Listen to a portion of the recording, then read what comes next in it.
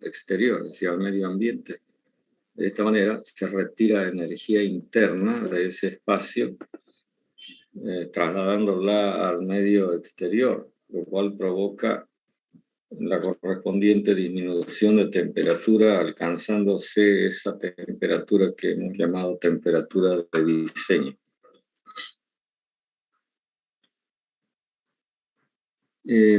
Conversando acerca de los refrigerantes, mencionamos un caso que es muy conocido. ¿Cuál es el refrigerante más conocido? Que sin haber estudiado termodinámica usted lo conoce. El freón 2, ingeniero. No. El agua, ingeniero. El agua, pues no. El hielo. Ese es el refrigerante más conocido. Ahora, usted tiene que darse cuenta de que en el momento de ser aprovechada esta sustancia como refrigerante se encuentra en estado sólido. Entonces yo voy a hacer un cuadrito en el que voy a mostrar distintas posibilidades para la presentación del refrigerante, es decir, en el momento, vuelvo a recalcar, en el que se está aprovechando esta sustancia como refrigerante propiamente dicho. Entonces, el caso típico de un refrigerante en estado sólido es, como acabamos de mencionar, el hielo, agua, pero también tenemos el caso de el hielo seco. Sería bueno que ustedes vayan buscando más información acerca de el hielo seco, que es dióxido de carbono en estado sólido. Pero también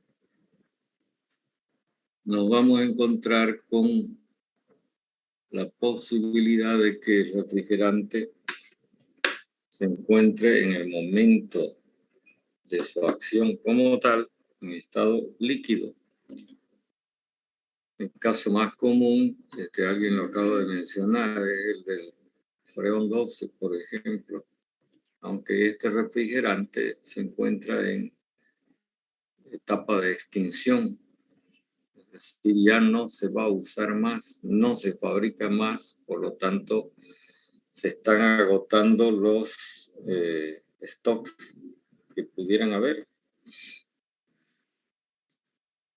Hablando de refrigerantes, voy a aprovechar de encomendarles otra tarea, que usted se haga un trabajo de recopilación de información acerca de los refrigerantes, las distintas sustancias que entran en este grupo de refrigerantes, sus cualidades, sus aplicaciones, etcétera.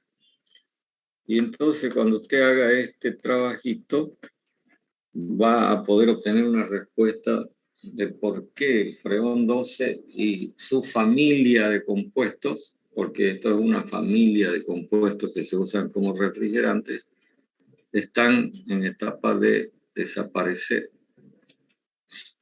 ¿Está claro lo que estoy planteando? ¿O hay alguna duda?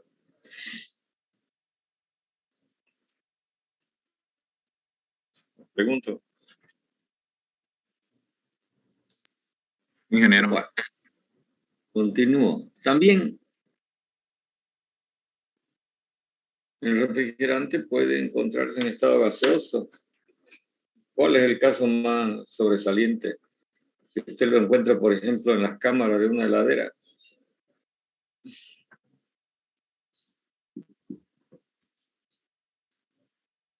¿Qué hay en estado gaseoso dentro de las cámaras?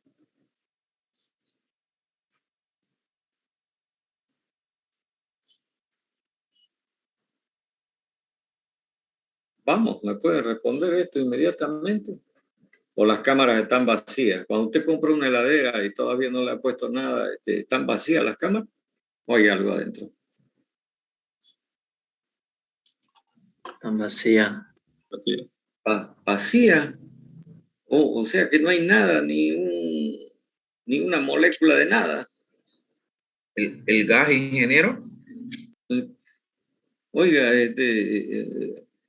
si bien no se ve, no significa que uno tenga que decir que algo está vacío, pues no, porque no muestra nada.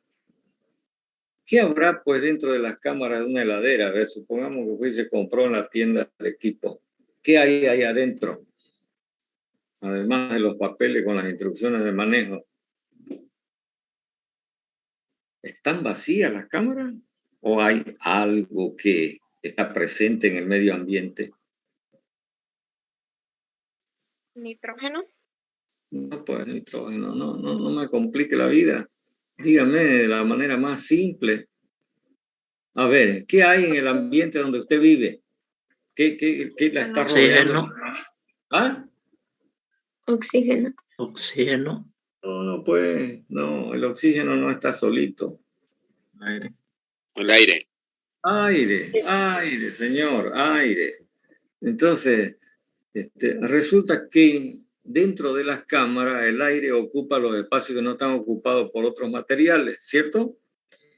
Y entonces ese aire también trabaja como refrigerante, aunque enseguida vamos a aclarar un poquito más la figura, absorbiendo calor, porque ese aire está frío dentro de las cámaras de la heladera cuando esta está funcionando.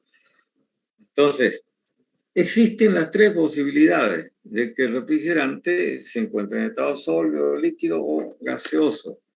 Ahora, esto acarrea ciertas consecuencias en el sentido de lograr un mejor aprovechamiento del refrigerante, que ahora voy a pasar a mencionar. A ver, para ilustrar la cosa, dígame, cuando usted saca unos cubitos de hielo del congelador de su heladera, ¿a qué temperatura cree que están? Menor a 0 grados, ingeniero. Menor a 0 grados. Entonces, fíjese, estamos hablando de ¿cuánto? Digamos menos 10 grados centígrados. ¿Qué le va a ocurrir cuando ese cubito de hielo esté afuera de esa cámara y empiece a absorber calor? ¿Se va a derretir? No. Primero, se va a calentar, ¿no? Y entonces su temperatura va a aumentar de menos 10 a menos 9, a menos 8, a menos 7, hasta que alcance 0 grados centígrados. ¿Qué ocurre cuando alcanza 0 grados centígrados? Estamos repasando el comportamiento de la sustancia agua. Usted estudió en termodinámica antes. Cuando el hielo alcanza la temperatura de 0 grados centígrados, ¿qué le empieza a ocurrir? Se absorbe calor. Se convierte en líquido. Se convierte en líquido. Fusión. No se fusiona. Fusionarse es otra cosa distinta a lo que usted debería decir. Se funde.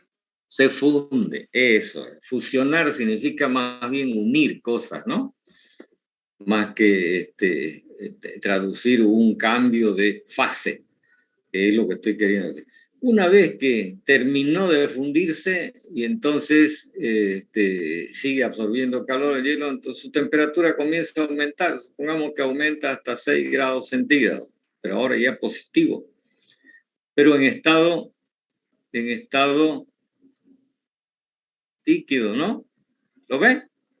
Entonces, está ocurriendo esto, digamos, como historia del comportamiento de la sustancia al absorber calor. Primero se calienta, si hay un cambio de temperatura, luego se funde, un cambio de fase, y luego se vuelve a calentar, pero ya en la nueva fase líquido. Ok, entonces, nosotros podemos plantear estas posibilidades así. Voy a anotar cambio de temperatura y voy a anotar cambio de fase. Pregunto, ¿el sólido va a cambiar de temperatura cuando absorba calor? Por supuesto que sí.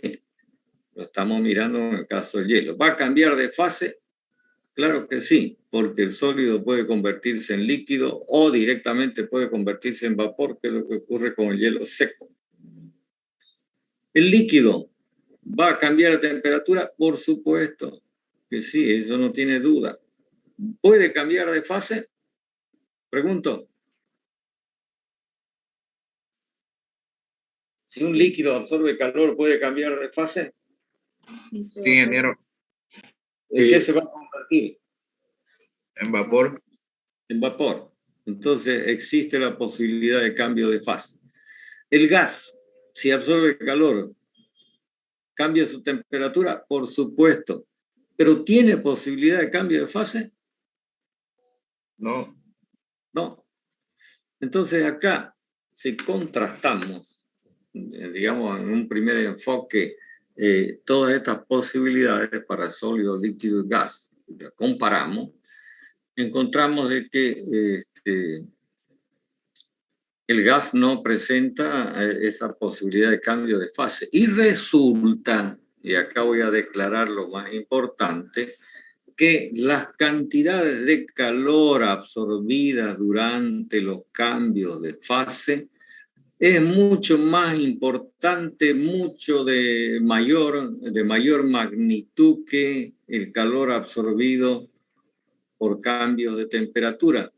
Entonces de acá surge una, digamos, decisión que debe ser común para el usuario de un refrigerante, y es tratar de aprovechar al refrigerante, ya sea este sólido, ya sea este líquido, en una condición en la que esté próximo a cambiar de fase, porque así le va a sacar más provecho. ¿Comprenden lo que digo? Es decir, la cantidad de calor absorbido por cada kilogramo de refrigerante será mayor cuando éste ofrezca este cambio de fase o experimente este cambio de fase. Eso lo pueden comprobar ustedes si se remiten a las tablas de propiedades termodinámicas y examinan qué ocurre con un cambio de fase, qué ocurre con un cambio de temperatura, por ejemplo, en el caso del freón 12. A ver, quisiera escuchar su comentario, si es que está claro el asunto o hay algo que no está claro.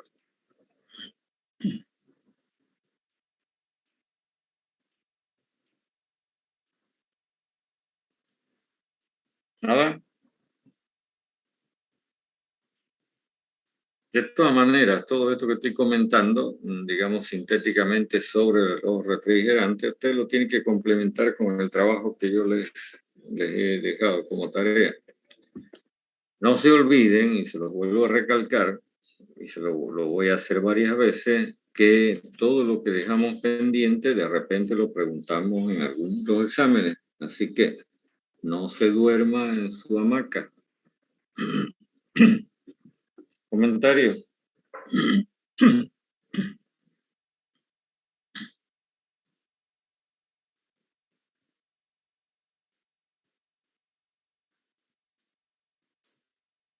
¿Nada?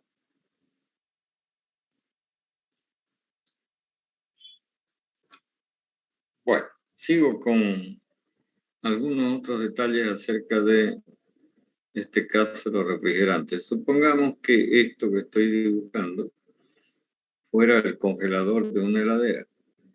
Y entonces, sigamos con la suposición. Usted introduce dentro de esta cámara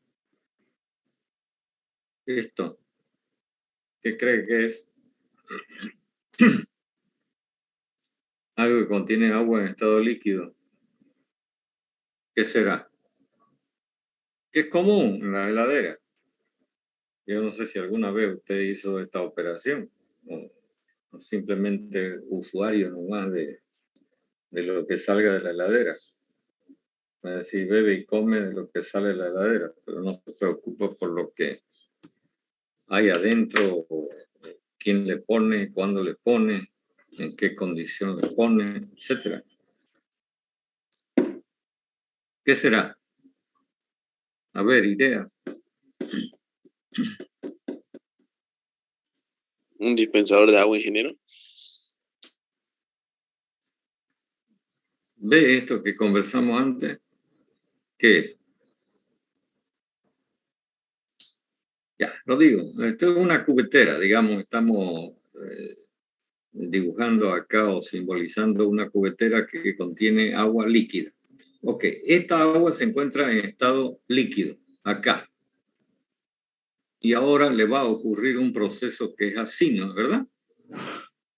Porque en algún momento ese líquido, después de enfriarse, va a alcanzar una temperatura de 0 grados, se va a solidificar y luego seguirá enfriándose hasta la temperatura que usted tenga acá en la cámara. Supongamos que sea, como puse antes, menos 10 grados centígrados, aunque en una cámara de heladera la temperatura es mucho más baja. Pero pongamos, simplemente por dar cifras así a la apurada. Entonces, para que este líquido que está contenido en esta cubeterita se solidifique, debe transmitir calor a lo que está rodeándolo, ¿cierto o no? Sí. Ok, No, ¿qué es lo que está rodeando la cubetera? ¿Qué hay por aquí, por acá, por acá, por acá, por más acá? Ya lo dije antes.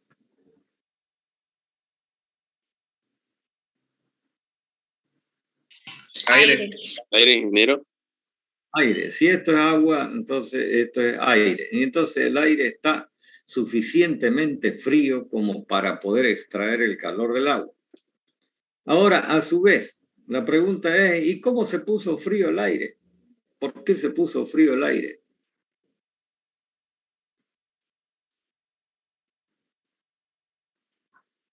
Para eso usted tuvo que conectar la heladera y hacerla funcionar, ¿verdad? A fin de que se enfríe el contenido de la cámara. Entonces, pero para que se enfríe el contenido de la cámara, siguiendo la idea de el método que hemos descrito de uso de refrigerante, entonces tendrá que haber en este aparato otra sustancia que esté más fría que el aire, que a su vez extraiga calor del aire. ¿Qué será lo que sigue, digamos, al agua, al aire? Digamos que sea esto, que esté cargado en la heladera, el freón 12. ¿Lo ves? Estoy anotando como refrigerante 12, así se lo identifica, el freón 12.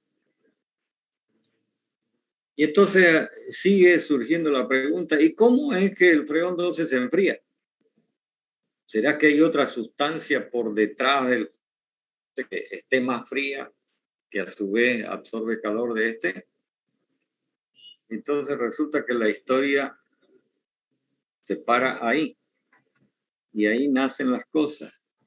Es decir, la pregunta es, ¿cómo el refrigerante 12 en la heladera se pone frío sin necesidad de requerir de otra sustancia refrigerante que esté más fría que esta? ¿Entiende lo que estoy planteando?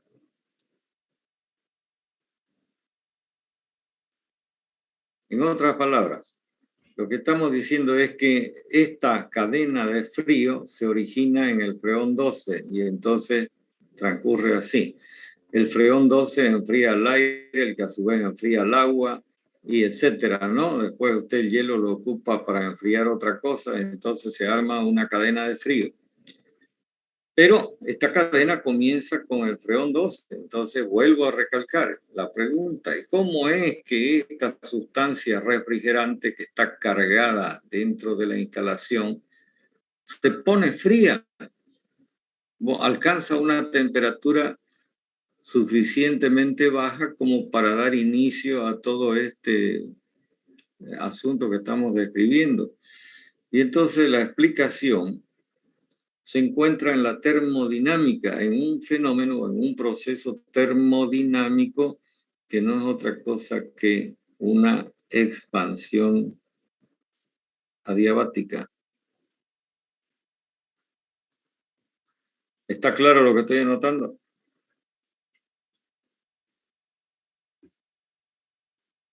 Les pregunto.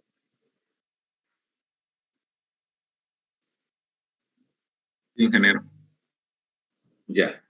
Cuando uno dice expansión, ¿qué idea le da? ¿Qué es lo que le está ocurriendo a la sustancia? ¿Qué le ocurre a una sustancia que se expande? Concretamente.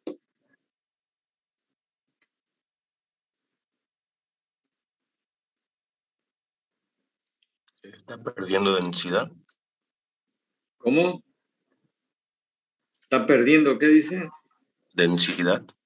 Densidad. Dígalo de otra manera, es decir, al revés. Está aumentando su Volumen. volumen.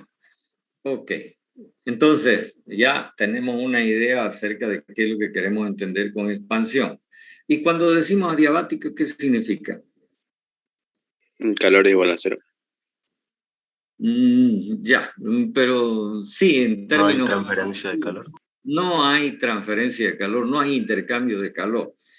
Porque piensen lo siguiente, si una sustancia se está poniendo fría dentro de un medio que está con una mayor temperatura, este medio que rodea la sustancia inmediatamente va a reaccionar metiéndole calor. ¿Se da cuenta de lo que digo? Entonces, si la cantidad de calor que se introduce por esa diferencia de temperatura es grande, entonces al final el resultado va a ser nada, pues no vamos a lograr enfriar. A ver, lo voy a tratar de plantear con un dibujito. Supongamos que esto fuera 1 kilo de refrigerante, con ese tamaño, así con ese volumen. Entonces, al someter ese refrigerante a este proceso de expansión, lo que va a ocurrir es que se va a poner así. ¿Lo ven? Aumenta su volumen.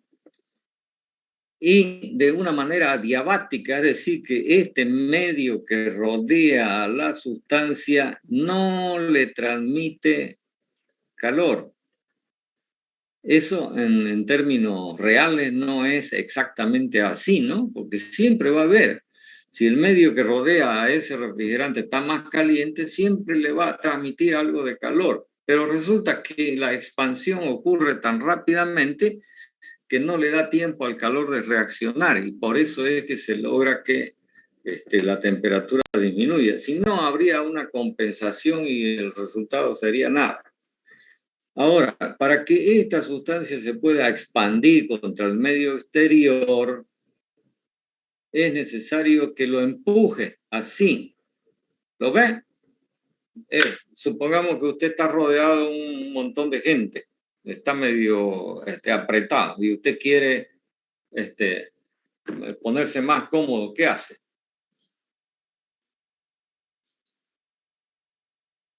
¿Qué hace con la gente que lo rodea? La empujo. La empuja. Entonces, y eso significa que usted tiene que ejercer fuerza, ¿no? Que usted tiene que gastar energía para eso. Esto implica entonces inmediatamente algo que usted conoció muy bien en termodinámica y es la existencia de un trabajo mecánico de expansión. ¿Lo ve? Si yo aplicara a este kilogramo, que es 1 kilogramo, vamos a poner así, que sigue siendo 1 kilogramo, aplicara los conceptos de termodinámica, teniendo en cuenta de que esto constituye un sistema cerrado, porque la masa es constante, entonces yo me remito a la primera ley, obviando cambio de energía cinética y de energía potencial, y me encuentro con esto. Entonces, si el proceso es adiabático, este término será 0, ¿verdad? Y si hay una expansión, ¿qué signo va a tener el trabajo mecánico? ¿Positivo o negativo? ¿Ah? Negativo. Diga. No, pues, señor. Es necesario que repasen termo nomás, porque si no, va a ser una mortandad después. ¿Qué signo tiene? Ya lo estoy diciendo. Positivo, ingeniero. Positivo. Entonces, negativo por positivo da como resultado negativo, ¿cierto? Es decir, que ese trabajo mecánico se está haciendo a costa de una disminución de la energía interna de ese kilogramo. Y usted sabe muy bien que asociado con la energía interna se encuentra la temperatura, por lo tanto, esta va a experimentar una disminución. Esto lo vamos a ver más claramente más adelantito cuando hagamos uso de algún tipo de diagrama de los que conocimos en termo, para mostrar esto que estamos planteando acá a través de la primera ley. ¿Se entiende o no se entiende? Entonces, mientras más expansión usted provoque en ese kilogramo de refrigerante, más frío se va a poner. Siempre y cuando conservemos esa característica de que el proceso se mantenga lo más adiabático posible. Para lo cual, entonces, la expansión debe ejecutarse de una manera muy violenta, muy rápida, lo cual no le da tiempo al calor a reaccionar. Es decir, la inercia del calor es mucho mayor que el proceso de expansión.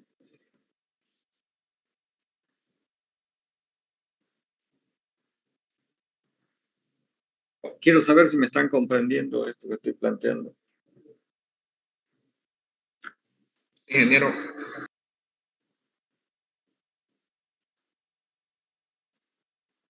Entonces, voy a borrar un poco.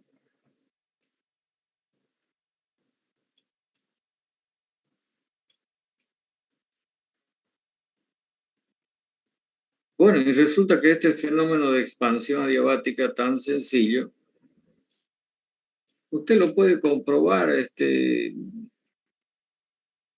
quizás hubiera sido usted testigo de este fenómeno, por ejemplo, cuando observa el comportamiento de una garrafa de gas licuado que está siendo usada en una cocina grande o con mucho consumo de gas.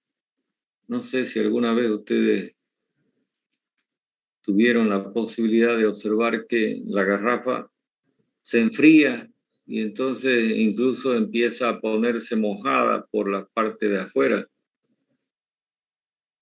¿Vieron esto alguna vez? Sí, ingeniero. ¿No? ¿Sí? Sí. Incluso cuando el consumo de gas licuado es intenso, bastante lo que se está consumiendo, se va cubriendo la garrafa de una fina capa de algo blanquecino, frío. ¿Qué será? La escarcha, ingeniero. Escarcha. ¿Qué es lo que está ocurriendo en la medida en que el gas va saliendo de la garrafa? Lo que va quedando se va expandiendo violentamente y entonces se produce este fenómeno que estamos describiendo a través de la primera ley. ¿Lo ven o no lo ven? Ese es el motivo por el que la garrafa se enfría e incluso, digamos, suda, dice uno, cuando se cubre de líquido y en el extremo se escarcha. Empieza a producir hielo sobre la superficie del recipiente. Bueno, este caso que estamos mencionando de expansión adiabática, lógicamente,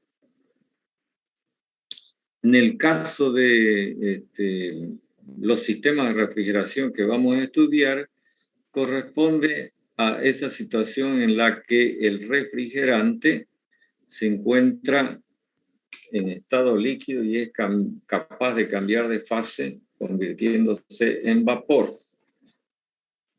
Es decir, que estamos hablando del refrigerante en estado fluido. Por eso es que en estas instalaciones el refrigerante es usado y luego sometido a otros procesos y reusado y así permanentemente. Usted tiene que darse cuenta de que no es como el caso de que usted usara hielo, ¿no? Que una vez que se funde el hielo, usted lo tiene que reponer y entonces tiene que volver a cargar otra vez hielo y tiene que volver a recargar otra vez hielo. Acá, en el caso de estos refrigerantes en estado fluido, el refrigerante circula justamente por ser fluido de una manera indefinida mientras esté operando el equipo.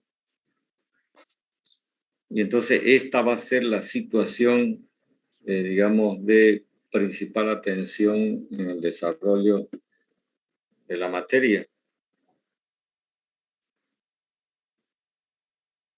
Ahora les voy a mostrar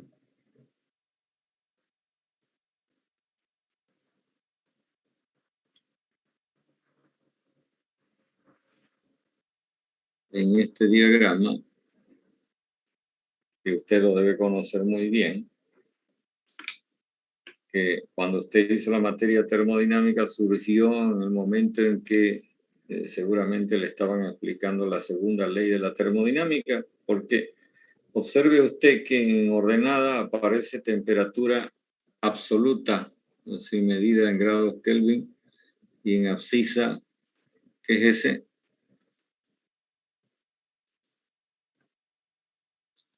¿Qué es ese? Que se mide en kilocalorías por kilogramo grado Kelvin. ¿Qué es ese?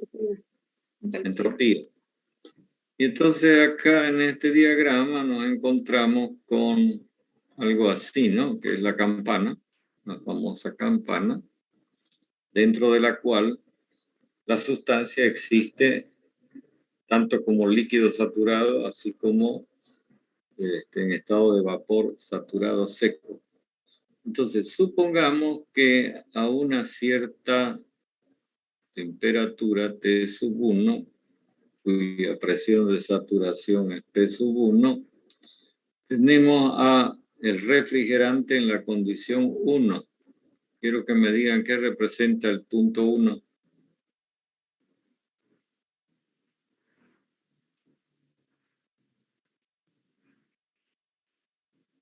¿Qué representa el Líquido saturado. Líquido saturado.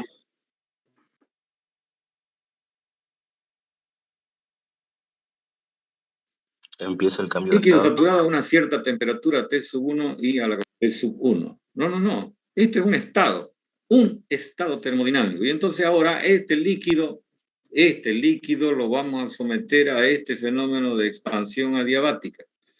Entonces, ¿qué significa eso? Que de alguna manera le vamos a provocar una disminución de presión hasta el valor P sub 0. ¿Lo ves? Va a caer violentamente la presión en algún dispositivo que tengamos a mano para que ocurra este fenómeno que tenemos descrito acá. Pero resulta que en termodinámica, cualquier proceso termodinámico, como este de expansión adiabática, podrá ser planteado como proceso reversible o como proceso irreversible. Esto les tiene que traer buenos recuerdos de la segunda ley de la termodinámica. Cuando el proceso es adiabático y también reversible, resulta que la entropía permanece constante, es decir, el fenómeno es isoentrópico, mientras que cuando es irreversible, la entropía aumenta a pesar de ser el fenómeno adiabático. Entonces, estas dos circunstancias las vamos a analizar en el diagrama TS. Si el fenómeno es isentrópico, entonces ocurrirá de esta manera, desde el estado 1 hasta el estado 2, para el cual la temperatura la vamos a llamar T sub 0 con esta característica. Acá se observa muy claramente cómo la temperatura T sub 1 desciende hasta el valor T sub 0. Y resulta que en este tipo de sustancias que califican como refrigerante, normalmente esta temperatura T sub 0 es menor, lógicamente, que la temperatura ambiental, pero puede ser menor que la temperatura de congelación del agua. Por lo que la sustancia, lógicamente, ya en esta condición 2, va a poder ser aprovechada para absorber calor en un cierto espacio refrigerado.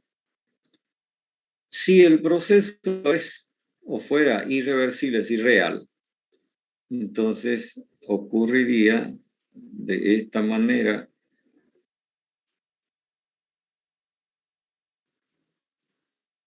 Conduciendo a la sustancia al estado 2'.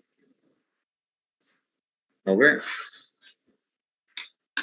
Y una de las cosas que tiene que llamar la atención es que Independientemente de que el proceso sea reversible o irreversible, la temperatura final que se alcanza es la misma, ¿ve? O sea que por ese lado es indiferente que el proceso sea ideal, reversible o real, irreversible. Sin embargo, hay una diferencia. ¿Qué diferencia hay entre el estado 2' y el estado 2? ¿Qué nota usted ahí en el diagrama? La entropía. Sí, la entropía, pero más que eso, algo más sencillo, que tiene que ver con la existencia de la sustancia dentro de la campana. ¿Qué estoy anotando? ¿Qué estoy anotando? ¿Qué es X?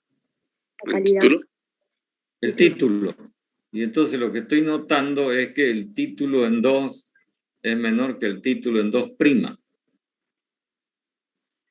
¿Esto tiene alguna importancia? Claro que sí, porque si el título es menor significa que hay una mezcla con una cantidad relativa de líquido mayor que si el título fuera mayor. ¿Entiende lo que estoy planteando o no? Sí. En esta mezcla hay más líquido que en esta otra mezcla, ¿lo ves? Y entonces cuando la sustancia absorba calor, porque el refrigerante va a hacer esta mezcla de líquido y vapor, lo más importante que va a ocurrir es el cambio de fase, ¿recuerdan?